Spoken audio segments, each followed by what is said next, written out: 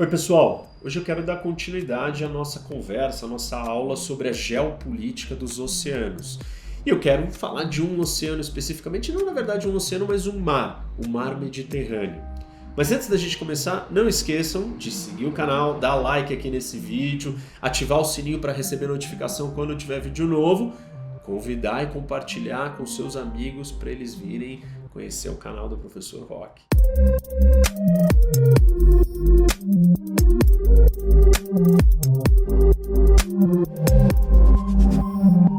Bom, vamos lá, pessoal, para vocês entenderem basicamente a geopolítica dos mares ou dos oceanos na prática, nós temos que pegar um lugar e um império e como que ele lidou com essa realidade geográfica. Então, hoje a ideia é falar do Mar Mediterrâneo e o Império de Veneza. Então, vamos mostrar para vocês aqui na prática o que é esse mar. E olha aqui que interessante, né? Quando a gente olha para o mundo, a gente fala dos grandes oceanos, Atlântico, o Índico, Pacífico, mas a história, a grande parte da história, o começo da história mesmo, das navegações e o impacto disso tudo no mundo, acontece num mar menor. E que mar é esse? O Mar Mediterrâneo. E olha que curioso. Não sei se todo mundo já parou para pensar ou já percebeu isso, mas o Mediterrâneo ele é um mar fechado. Na verdade é como se fosse um grande lago. E reparem aqui que não tem saída. Por quê? Não existia essa passagem aqui, o Canal de Suez hoje, mas ela não existia antes. Você está fechado aqui, né? Não tem para onde ir. Aí ele tem uma conexão por Dardanelos e o Bósforo, que você entra no Mar Negro, mas o Mar Negro também não tem saída, é fechado. Aí você tem toda a costa da Europa, do sul da Europa, Itália, continua aqui Espanha, França e o norte da África e o Oriente Médio, enfim, e nenhuma saída a não ser aqui no Estreito de Gibraltar. Então, todo esse espaço aqui, ó, ele é fechado. É um mar fechado. Olha que interessante. Talvez nem todo mundo tenha reparado nisso ou entendido, mas é um mar fechado. E olha que interessante. Quando a gente olha aqui para o mapa do Mediterrâneo, e eu vou dar um zoom aqui, vocês vão perceber que este mar, ele conecta, ou ele junta 3 continentes. O norte da África, o oeste da Ásia e o sul da Europa. Então, entre os mares aqui, ele está conectando e juntando todos esses lugares. Aqui nessa região nós temos um desenvolvimento histórico de grandes civilizações, como os egípcios, nós temos Mesopotâmia, aqui do Iraque, filisteus, Palestina, os otomanos, os gregos, os romanos, os ibéricos, cartaginenses aqui no norte da África, persas também, esqueci, bizantinos, enfim, todos os outros árabes no geral, as culturas e tradições cristã, judaica e muçulmana. Como vocês podem perceber, é muito valioso, é muito rico, é uma área muito estratégica e fechada, e é onde grande parte das grandes transformações do mundo aconteciam aqui, só nesse espaço. O Mediterrâneo ele teve a mesma importância que o Atlântico na Era Moderna. Na verdade, o Mediterrâneo é a plataforma, o início que dá o pontapé para os outros 1000 anos de dominação ou de expansão via o Atlântico. Por exemplo, as civilizações antigas aqui do Egeu, esse é o mar do Egeu, né, as ilhas gregas todas, o Egeu ele tinha uma função similar ou parecida com o que o Nilo e o Tigres e Eufrates tiveram na Mesopotâmia e no Egito. Bom, deixa eu mostrar para vocês aqui, vamos entender os grandes pontos de fronteira, e o primeiro deles aqui, do Gibraltar, que é a única passagem do Mediterrâneo com o Atlântico. E nessa passagem aqui, conhecida como as Colunas de Hércules, na mitologia grega, o Hércules precisava transpor o estreito para conseguir realizar um dos seus 12 trabalhos. E aí ele coloca o ombro e abre o estreito, criando assim a conexão entre o Atlântico e o Mediterrâneo. Mas esse é o único ponto aonde o Mediterrâneo tem uma conexão. Claro, posteriormente teve o Canal de Suez, que nem eu mostrei para vocês há pouco, mas naturalmente esse é o único lugar de conexão do Mediterrâneo com as outras águas do mundo. Voltando aqui, saindo do Estreito de Gibraltar e indo para o outro lado, o que nós temos? Dois outros estreitos. Aqui onde está localizado a Turquia, Istambul. Um deles é o de Bósforo, que conecta o Mediterrâneo com o Mar Negro. O outro é o Dardanelos, que conecta o Mar do Egeu, esse daqui, com o Mar de Marmara. Esse pequeno espaço de água entre o Mar Negro e o Mar do Egeu. Esses dois estreitos trazem para esse outro mar, mas é um mar ainda fechado, né? O Mar Negro também é um mar sem saída para nenhum lugar. Então, essa é a outra ponta extrema. Aqui mais ao sul, reparem, aqui perto, aqui seria o Canal de Suez, que não existia, agora existe e conecta o Mediterrâneo ao Mar Vermelho aqui, literalmente. Nós temos o Nilo, e aqui é o delta do Nilo, no Egito. Conectado do outro lado do Suez tem a Península do Sinai, que também é um pedaço de terra que se avança para dentro do Mar Vermelho. Aqui dá para vocês verem, ó a continuação do Mar Vermelho. O Mar Vermelho desce aqui correndo ao lado da Arábia Saudita. Ele vem, passa aqui por Eritreia, Djibouti e no chifre da África para chegar no Índico. E aqui dá para vocês verem. Então, exatamente esse é o caminho. Ó, a gente veio do Mediterrâneo, cruzou o Suez, desceu o Mar Vermelho, passou aqui no chifre da África e chegou no Índico. Então, aqui a gente tem esse outro pedaço que é a costa do Levante, que é essa costa do Mediterrâneo, que tem a Síria, o Líbano, Israel, Gaza.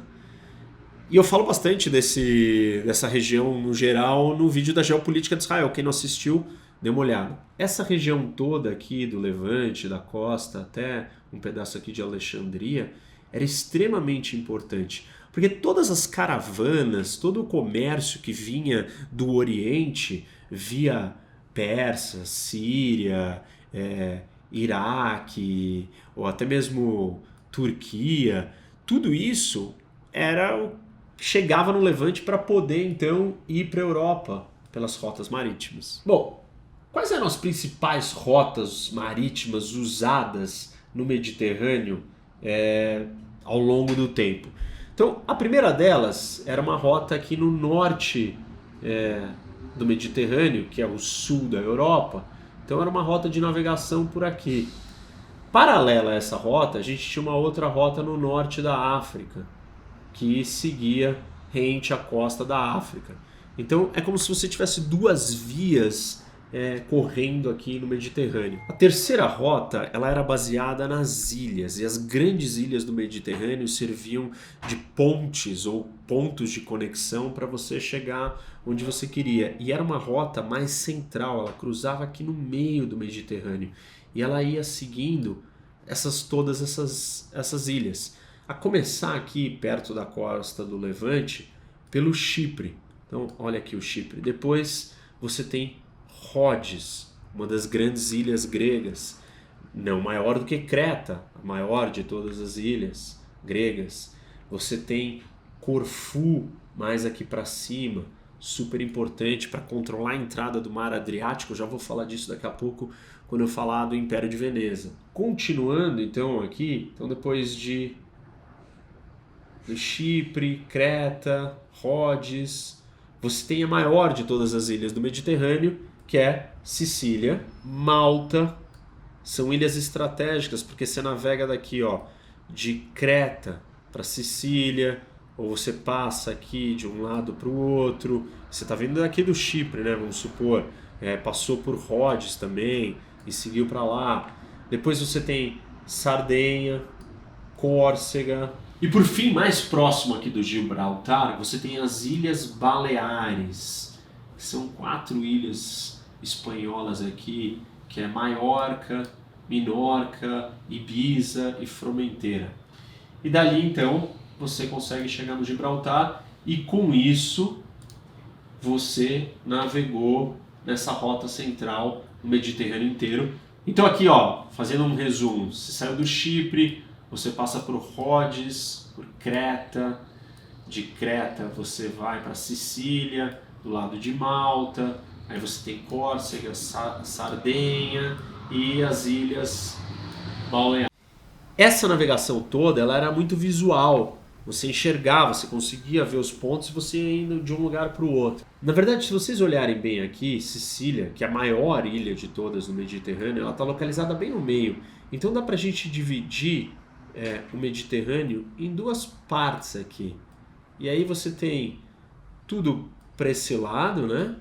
E outra navegação do outro lado. Você forma mais ou menos 2 bacias separadas, mas dentro do mesmo espaço, do mesmo mar. Algumas outras curiosidades. O vento ele estava direcionado do oeste para o leste.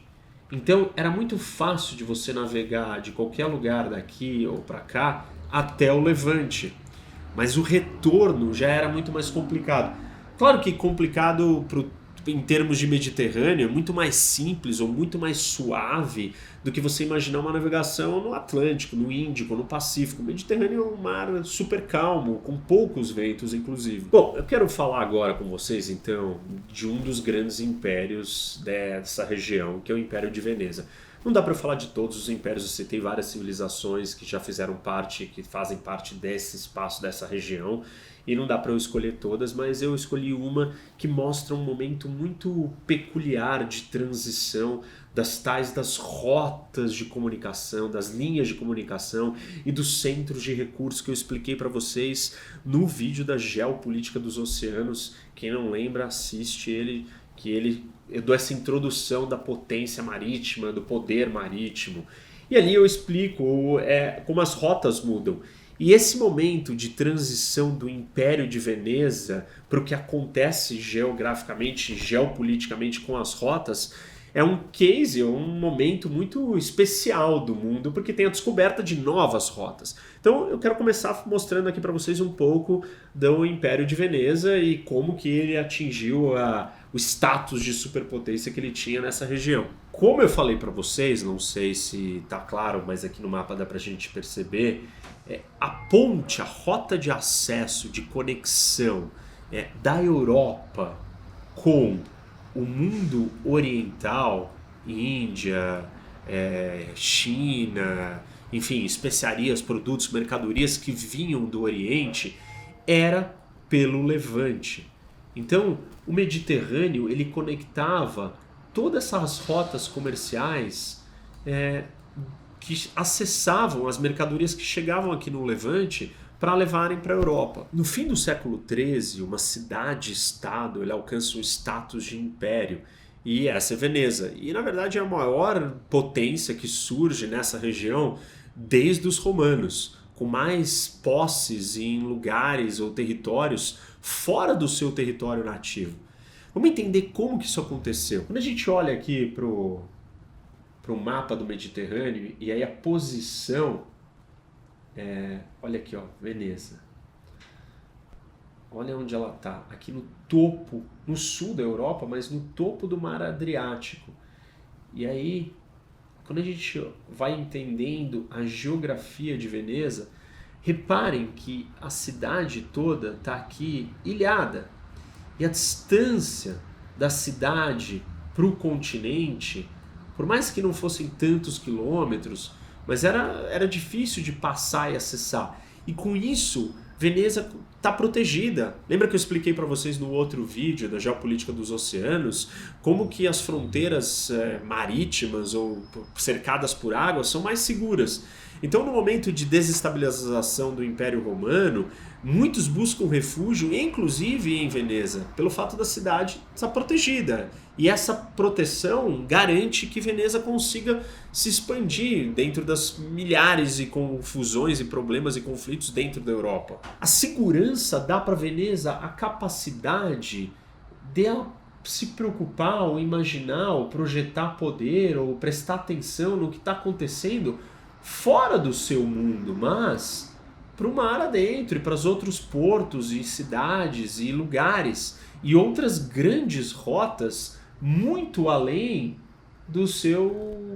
da sua vizinhança imediata. Olhando aqui para o mar Adriático, a gente percebe como ele é protegido, né? Na verdade é uma península adentro de mar, e isso dava para Veneza uma situação muito mais vantajosa do que as suas cidades rivais, que era Gênova e Amalfi, que está aqui embaixo, do lado de embaixo de Nápoles. E as rotas pelo mar Tireno, que é esse mar aqui que se conecta ao Mediterrâneo do outro lado, eram muito mais difíceis do que o mar Adriático. Na verdade, parte do sucesso, né, de controle do mar Adriático dependia de você controlar duas cidades. E aqui, ó, vamos dar um zoom aqui na ponta de baixo. Você tem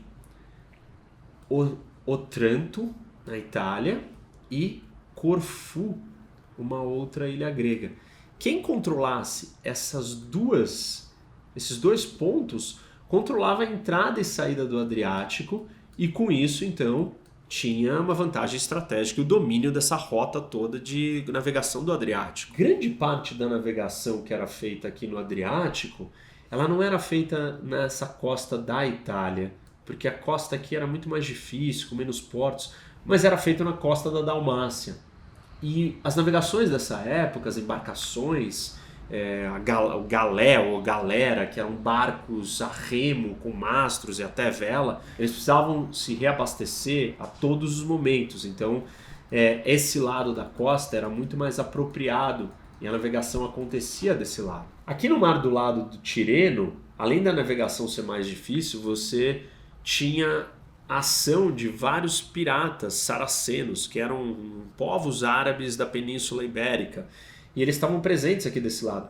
Isso já não acontecia do lado Adriático, principalmente pela presença dos otomanos e do Império Bizantino, que controlavam parte dessa costa aqui do lado dos Balcãs. Agora, olhando aqui de um ponto de vista mais amplo, mais estratégico, a gente pode concluir o seguinte. Reparem que o mar Adriático, né, que é esse pedaço aqui, ele na verdade está posicionado como uma rota de comunicação ou de conexão entre dois grandes polos ou centros econômicos. De um lado o europeu e do outro o oriental. Então essa linha ou esse braço aqui é o começo dessa rota de conexão. E Veneza está bem aqui, então Veneza está numa posição privilegiada porque existem dois grandes centros, dois centros econômicos com riquezas. O que era imprescindível que Veneza tivesse controle? E ela não precisava estar presente no Mediterrâneo inteiro, mas ela precisava só controlar alguns lugares estratégicos. Lembra que eu expliquei para vocês no outro vídeo também que a potência marítima ela não precisa ocupar, mas ela precisa controlar rotas, portos, estreitos, lugares críticos. Aqui no Adriático, lembra que eu falei para vocês, você tem que controlar Corfu. Então, para você sair do Adriático e eles terem uma navegação segura, você tem que ter Corfu, e aqui na beira da península do fim da Itália também, você está nessas duas posições, você já garantiu quase que toda a navegação do Adriático e você está seguro. Além então de Corfu e do caminho do Adriático, aí a segunda grande ilha, que é a maior de todas as ilhas grega, Creta, também estava com a presença de Veneza. E aí você tinha Rhodes e você tinha o Chipre. E aqui você chegava no Levante. Então quer dizer, a navegação para Veneza era muito mais estratégica, controlar certos pontos, certas ilhas. Isso era suficiente para ela ter o domínio da região inteira e dessa rota toda. Todas as mercadorias que vinham da Ásia, elas chegavam basicamente em 3 grandes portos. Os primeiros, eles estavam aqui, ó. Crimeia. Aí você tem aqui Trabzon na costa da Turquia, era um outro. E mais ao sul, e aí no Levante, você vai ter um monte de posicionamentos ou cidades, desde Beirute, Tiri, Haifa, Jaffa, Gaza. Então essa costa toda, a Síria também, essa costa toda aqui é um dos outros lugares aonde chegam as mercadorias, um dos outros portos. O terceiro porto tá aqui, ó, Alexandria. E aí as mercadorias tanto da China quanto da Índia, elas vinham pelo Mar Vermelho, navegavam um pouco aqui, não existia o Suez, elas vinham por terra, né? E aí depois chegavam no porto de Alexandria. A primeira rota que eu falei, que está chegando aqui no Mar Negro, né, seja na Crimeia ou na costa da Turquia, ela está vindo pela Ásia Central, pela Rota da Seda. Só que, olha o que está acontecendo aqui. A presença dos mongóis e as invasões dos mongóis chegando e dominando todos esses territórios, chegaram até a Ucrânia aqui, isso complica o avanço dessa rota toda dessas mercadorias. A segunda rota, ela está vindo da Índia aqui, ela está caminhando pelo Irã.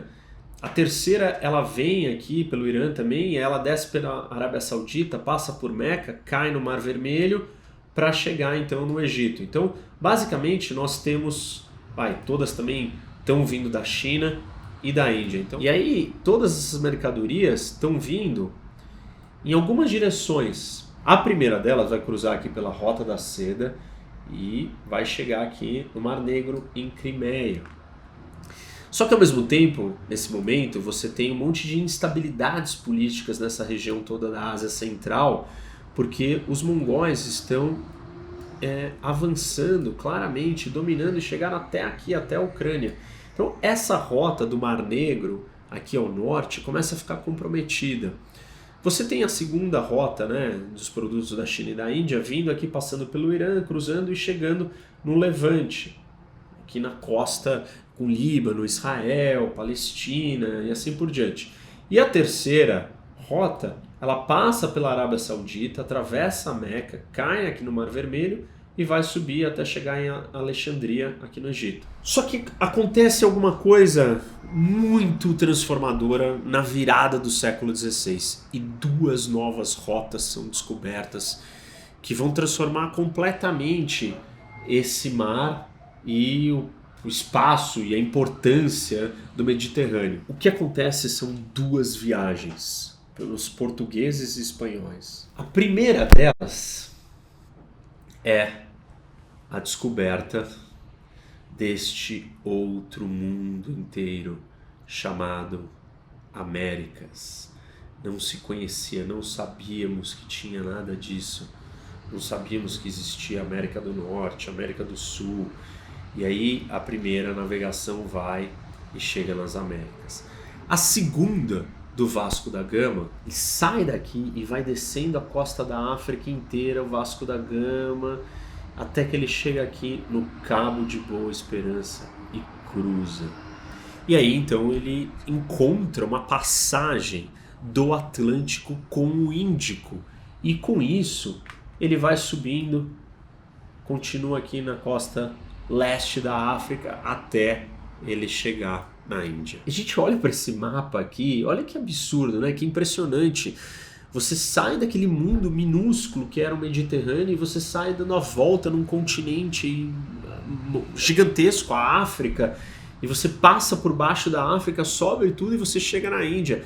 Isso transforma a proporção, a escala das coisas. O mundo já não é mais o mesmo. Ele não está contido e confinado àquele mar Mediterrâneo. Agora você tem a conexão do mar, do Oceano Atlântico com o Oceano Índico. Nesse caminho aqui do Vasco da Gama, ele foi parando aqui em Moçambique, Mombasa, Calicut, na costa da Índia, posteriormente Goa, e depois ele continuou e foi até Macau, do outro lado, lá na costa da China. Qual que é a maior importância disso daqui? O impacto não é só você encontrar um caminho para um centro de recursos como é a Índia ou era a China, mas é uma transformação total sobre o Mediterrâneo. O grande impacto da viagem do Vasco da Gama foi no Mediterrâneo. E quando os venezianos descobriram, eles demoraram um ano para essa informação chegar, que o Vasco da Gama tinha descoberto uma nova rota, que tinha dado a volta, conectado o Atlântico com o Índico e tal. O mercado financeiro de Veneza despencou, perdeu 50% do seu valor em um dia. E Veneza, para tentar manter o seu monopólio aqui desse mar fechado, dessa grande rota que ligava o Levante com a Europa, começou a cortejar o sultão do Egito e querendo que ele não comprasse mais mercadoria dos portugueses, não vendesse, inclusive que os revendedores dele na Índia parassem de vender para os portugueses, mas nada disso teve resultado, porque os portugueses tinham descoberto um outro caminho que não precisava do intermédio dos venezianos. Os portugueses chegaram ao ponto até de convencer os egípcios a começarem a escavar o Canal de Suez. Na verdade, eles já vinham tentando fazer isso para estabelecer uma nova rota de ligação, aí sim, pelo Mar Vermelho, e eles conseguiriam chegar direto na Índia, conectando o Mediterrâneo ao Índico, não tendo que dar a volta pela África. Em 1504, em 1530, em 1586, os venezianos tentam convencer o sultão a começar a escavar e construir o canal. E em 1586, eles até começam as obras, mas aquilo não dá em nada, e com isso, Veneza começa a perder a sua relevância e importância, porque ela nunca conseguiu comprar e acessar essas mercadorias direto do centro de recursos, ela sempre precisou dos intermediários, sejam os árabes, o Oriente Médio como um todo. O que os portugueses fizeram de muitas maneiras, e a gente consegue perceber isso aqui no mapa, foi conectar a Índia direto, sem intermédios, sem os intermediários aqui do Oriente Médio. Eles fizeram um desvio que não precisou mais do Oriente Médio de forma nenhuma. A viagem do Vasco da Gama não foi suficiente para alterar completamente essa rota e transformar o Mediterrâneo, mas ela foi o pontapé inicial, porque dali em diante a gente começa toda uma era de descobrimentos e de navegação, e uma era de ascensão deste mar, o Atlântico. Porque todas as nações aí do Atlântico Norte, da Europa, se sobrepõem. Porque começa com os portugueses, depois vem os espanhóis, os holandeses, os ingleses, os franceses e assim por diante. E dali você tem uma dominação europeia que surge pela navegação do Atlântico. Então, a potência marítima, as rotas marítimas e a alteração dos centros de recursos dão essa capacidade geopolítica para essas nações se sobreporem, inclusive uma delas como os ingleses, que passaram 300 anos dominando, e as colonizações tomam outras proporções.